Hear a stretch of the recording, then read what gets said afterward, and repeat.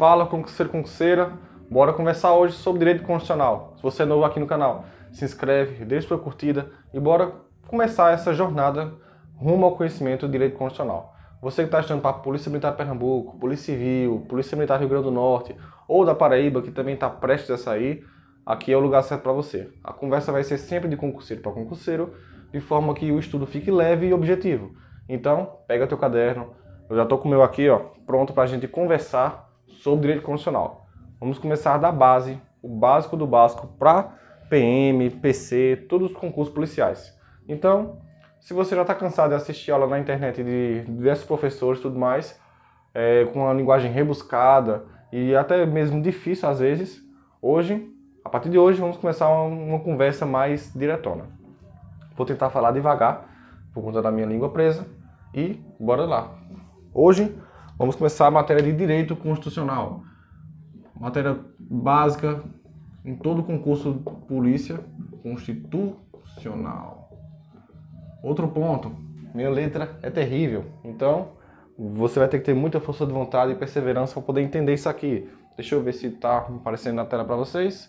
Dá para ver. Coloquei esse quadro hoje porque uma das formas de se aprender melhor é ensinando. Então, nada melhor do que eu ensinar para vocês da forma que eu entendi e que dá certo para concurso público. Por quê? Quando eu vou fazer as questões, eu consigo desenrolar o assunto com uma certa facilidade. Então, bora lá. Direito constitucional. Quando a gente pensa em direito constitucional, a gente sempre, pelo menos quando você já tem uma basezinha de estudo, você já vai diretamente no artigo 5º, porque no seu edital da PMPE tem lá, dos direitos e garantias fundamentais. Porém, antes da gente começar nos direitos e garantias fundamentais, a gente tem que começar da base. Aí é que entra a teoria geral dos direitos fundamentais. A gente vai entender o que vem antes dos direitos e garantias fundamentais.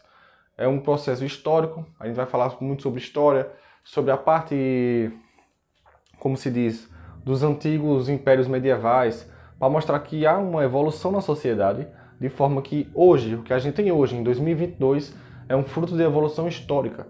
Então, a gente passou por todo esse percurso para poder chegar até aqui. Então, bora lá. Quando a gente fala em direitos e garantias fundamentais, vocês têm que entender que é um rol exemplificativo. Quando eu digo que é um rol exemplificativo, significa dizer que não há uma coisa fixa. Ou seja, os direitos e garantias fundamentais evoluem com a evolução da humanidade, vão surgindo com a evolução da humanidade. Então, se vai surgindo direitos e garantias fundamentais com a sociedade, você tem que entender o seguinte. A gente teve agora, acho que foi um mês ou dois, houve o inciso 79 do artigo 5º dos direitos e garantias fundamentais. É um inciso que fala sobre acesso à informação e outras coisas. A gente vai estudar isso especificamente quando for o inciso dele. Porém, o que é que fica claro? Que a evolução, a humanidade, ela vai surgindo, ela, digamos, está aqui no ponto A, e com o passar dos anos, digamos que aqui é a sociedade A, aqui é a linha do tempo. Vai passando a sociedade, vai evoluindo e vão surgindo direitos ao longo desse percurso. O que vai acontecer com esses direitos? Eles vão sendo implementados dentro da Constituição, dentro de tratados, dentro de leis. Ou seja, eles vão somando sempre com o que vem à frente. Isso também é uma característica dos direitos fundamentais. Eles vão sempre somando. Você não vai perder direitos e garantias fundamentais. Você pode deixar de exercer, mas você não vai perder só porque deixou de exercer. Essa é uma das características dos direitos fundamentais. Eles vão surgindo e vão sendo implementados outros direitos com o passar do tempo. Beleza? Olha, gostei do quadro. Já está aqui. Só vai ficar assim mesmo. Próximo tópico. Os direitos e garantias fundamentais, você já aprendeu que eles são um rol exemplificativo. Vão surgindo com o passar do tempo. Falar que é um rol exemplificativo é diferente de falar que é um rol taxativo. O rol taxativo é somente aqueles, não existe outros. Por exemplo, o alfabeto. No alfabeto, nós temos lá 26 letras, se não me engano, mas bora focar no rol taxativo das vogais. As vogais só existem A, E, I, O, U. Só existem essas 5 e não existem outras mais. Beleza, esse é um rol taxativo, diferente do rol exemplificativo. Rol exemplificativo, aberto, taxativo, fechado. Bom, a gente aprendeu isso. O que é que você tem que aprender agora? A divisão dos direitos e garantias fundamentais. São divididos por capítulos. Então, quando a gente estuda a teoria geral, a gente vai ver ainda características, vai ver todos os pormenores que vai estudar na teoria geral dos direitos fundamentais. Depois que estudar isso, vamos lá para o artigo 5º da Constituição Federal, que vai falar sobre os direitos e garantias fundamentais. Então tá aqui, ó, direitos e garantias fundamentais. Pronto, direitos e garantias fundamentais. Depois que a gente estudar o artigo 5º, que isso aqui é gigante. Antigamente eram 78 incisos, hoje são 79. A partir de 2022 houve a inserção de um inciso. Beleza? Pulamos lá para o artigo 6º, que vai do 6º até o 11, se não me engano. Deixa eu dar uma filada. Exatamente, do artigo 6º até o 11, o 11º, na verdade, nós vamos ter o quê? Direitos sociais. Vocês vão entender que é muito mais fácil a gente dividir por capítulos, do jeito que está na lei mesmo, na Constituição. Por quê? Os direitos fundamentais, eles não surgiram todos de uma vez só. Eu já falei, evolução histórica. Não surgiu um bloquinho de direitos fundamentais de liberdade, outro de saúde, de uma vez só. Vai surgindo um pouquinho a cada evolução do tempo. Então, do artigo 6º até o 11º, a gente vai ter o que nós chamamos de direitos sociais. E do 12º até o 13º, né?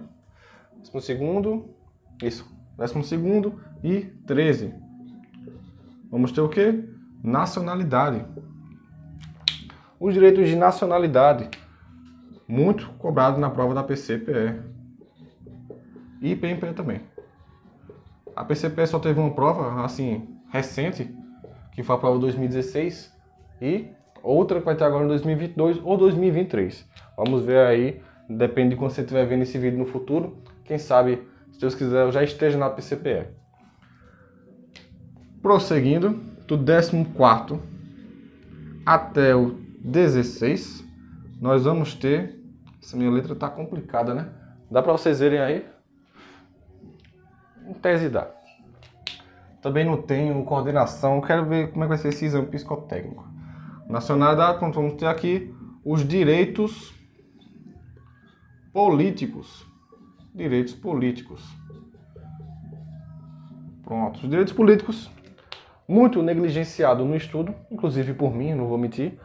Esse aqui e o 17º, que fala sobre os partidos políticos, são os artigos mais negligenciados na preparação. E eu me incluo no bolo. Tanto é que quando eu vou estudar, eu tenho que dar uma priorizada para cá. Por quê? Porque eu sei que eu não gosto disso e sei que eu também não vou dar a devida atenção. Então, ó, partidos políticos. Eu acho que fica melhor eu escrever desse lado, porque eu vejo que eu não tenho coordenação nenhuma. Ó, tristeza que foi isso aqui. Enfim, tá aqui a divisão dos direitos fundamentais que a gente vai ter que estudar para poder dominar o direito constitucional. Quer tirar uma foto? Print, anota aí. Bora pro próximo tópico, que é falando sobre as gerações ou dimensões dos direitos fundamentais. Beleza. Quando a gente fala em gerações, dimensões dos direitos fundamentais, vamos falar de história também. Por quê? Nada mais é do que uma grande sucessão histórica de fatos que determinaram alguns tipos de direitos que são característicos da época. Então, bora lá para as famosas gerações ou dimensões dos direitos fundamentais. Antigamente, todo mundo chamava de gerações, porém, com o passar do tempo, os doutrinadores... Quem são os doutrinadores? Os doutrinadores são a galera que pensa e escreve sobre o direito. A galera que fica aí no sofá de boa, escrevendo e estudando muito sobre direito, tá? Não estou falando em termo pejorativo, mas estou falando a galera que faz livro. Vocês não estão vendo agora, mas o tripé dessa câmera que está filmando, que é meu telefone, tem aqui trocentos livros para poder fazer a filmagem disso.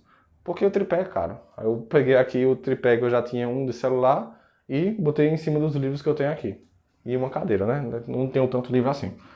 Bora falar sobre as gerações ou dimensões. Sim, eu sou um pouco disperso, eu fico indo e voltando no assunto. As gerações ou dimensões, antigamente era chamado de gerações. Porém, hoje, eles entendem que é melhor chamar de dimensão. Os doutrinadores entendem que é melhor chamar de dimensão. Por quê?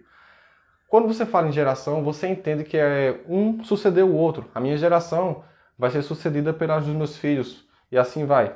Ou seja, eu vou ficar para trás e a minha geração vai seguir para frente. Os meus descendentes. Quando a gente fala em direito é a mesma coisa, só muda que fica um pouco pejorativo, porque não é uma geração não vai suceder a outra. Lembra que eu falei que você não perde direitos? Então, uma geração complementa a outra. Então ficou melhor falar em dimensões dos direitos fundamentais, dimensões dos direitos humanos, se você for estudar para PC que tem esse assunto. Então, quando a gente fala em gerações, é a mesma coisa. Deixa eu escrever para cá para evitar aquele erro de dislexia, sei lá. Gerações é igual a falar dimensões dos direitos fundamentais. Pronto. Vou ver se tem um caderno de caligrafia para escrever em quadro. Gerações é igual a dimensões. Nós temos 3 gerações clássicas que vão ser devidamente explanadas agora. Porém, eu vou acrescentar mais 2. A 4ª geração e a 5ª. Então, bora lá. Primeira geração dos direitos fundamentais. Se você está começando agora, é normal ter uma certa confusão. Então, deixa eu anotar logo assim. Primeira, segunda, terceira, quarta e por último eu vou colocar ali embaixo a 5ª. Bora do seguinte, eu tenho aqui um jogo de palavras chave que vai definir todas essas dimensões. Então, quando a gente pega aqui a primeira dimensão, para não perder tempo, vou pegar aqui diretamente do material, que inclusive vou colocar na descrição para você poder usar junto comigo. Nós vamos falar aqui a palavra-chave, liberdade.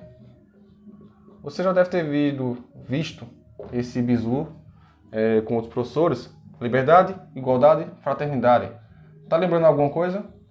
Você que estudou História no ensino médio, fundamental também, né? Liberdade, igualdade, fraternidade. Eu tô falando de que isso aqui? Aqui são os lemas da Revolução Francesa. Lá de 1689, se não me engano. Ou é 1789. Enfim, falta tempo que eu vi História. Inclusive, vou ter que voltar a estudar História para concursos.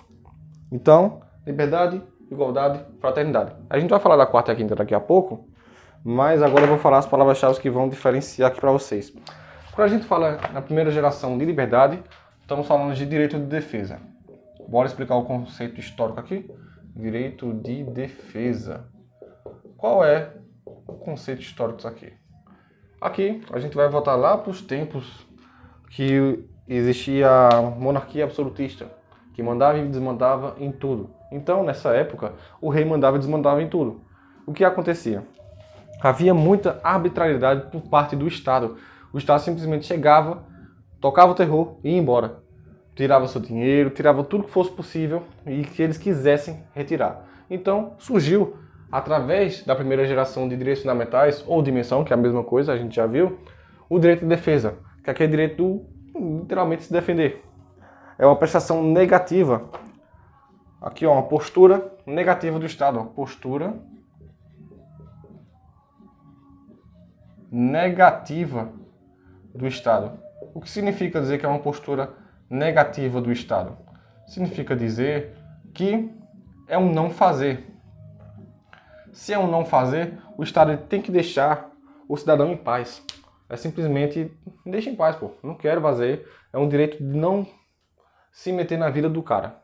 Basicamente isso. De forma bem sucinta e direta, só para a gente começar a entender a ideia melhor. Outra pergunta que pode surgir aqui é a seguinte. Quais foram os direitos que surgiram nessa época?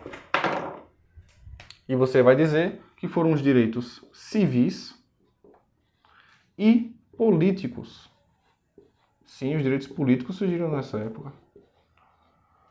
Eu não vou datar, porque, como eu já disse, são evoluções históricas que mudam com o passar do tempo. Então,